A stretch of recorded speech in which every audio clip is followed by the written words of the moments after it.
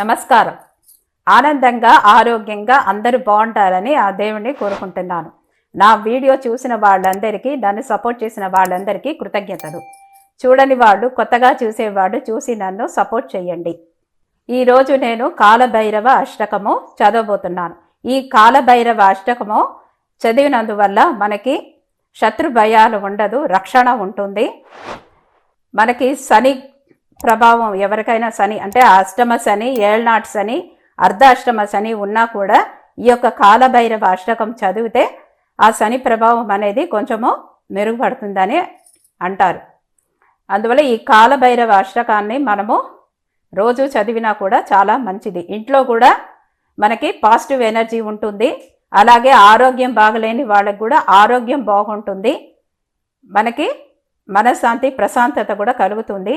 ఈ యొక్క కాలభైరవ అష్టకము అమావాస్య నాడు, గురువారము, ఆదివారము ఇలా రోజుల్లో తప్పకుండా చదివితే చాలా మంచిది. ఇప్పుడు నేను అలాంటి కాలభైరవ అష్టకాన్ని చదువుతున్నాను.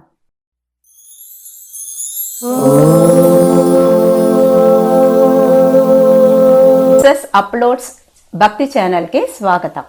దేవరాజ సేవ్యమాన పావనాంగ్రి పంకజం వ్యాళయజ్ఞ సూత్రమిందుశేఖరం కృపాకరం నారదాది యోగి బృంద వందితం దిగంబరం కాశికాపురాదినాథ కాలభైరవం భజే. భానుకోటి భాస్వరం భావాప్తి తారకం పరం నీలకంఠమిస్ఫితార్ధదాయకం త్రిలోచనం కాలకాలమంబుజాక్షమక్షశూలమక్షరం కాశికాపురాదినాథ కాలభైరవం భజే. శూలటంకపాశదండపాణిమాదికారణం శ్యామకాయమాదిదేవమక్షరం నిరామయం భీమవిక్రమం ప్రభుం విచిత్రతాండవప్రియం కాశికాపురాదినాథ కాలభైరవం భజే. భుక్తిముక్తిదాయకం ప్రశస్తచారు విగ్రహం భక్ష్యవస్థలం స్థితం సమస్తలోక నిగ్రహం నిక్వణ్మనోజ్ఞమహేమ కింకిణీతలా సత్కటిం కాశికాపురాదినాథ కాలభైరవం భజే. ధర్మసేతుపాలకం త్వధర్మమార్గనాశకం కర్మపాశమోచకం సుశర్మదాయకం విభుం స్వర్ణవర్ణకేశపాశోభితాంగమండలం కాశికాపురాదినాథ కాలభైరవం భజే. రత్నపాదుకా ప్రభాభిరామపాదయుగ్మకం నిత్యమద్వితీయమిష్టదైవతం నిరంతరం మృత్యుదర్పనాశనం కరాళదంష్ట భీషణం కాశికాపురాదినాథ కాలభైరవం భజే. అట్టహాసభిన్న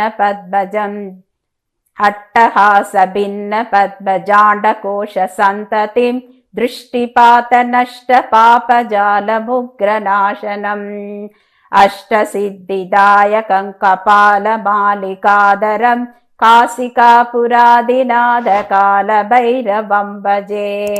భూతసంగనాయకం విశాలకీర్తిదాయకం కాశీవాసిలోకపుణ్యపాపశోధకం విభుం నీతిమార్గకోవిదం పురాతనం జగత్ప్రభుం కాశికాపురాదినాథ కాలభైరవం భజే.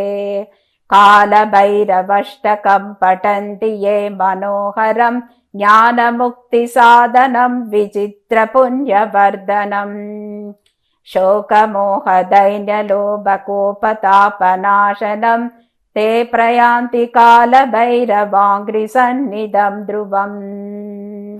నన్ను సపోర్ట్ చేయడానికి సబ్స్క్రైబ్ చేయండి. నన్ను ఎంకరేజ్ చేయడానికి లైక్ చేయండి. మీ వాళ్ళందరితోనూ షేర్ చేయండి. నమస్కారం.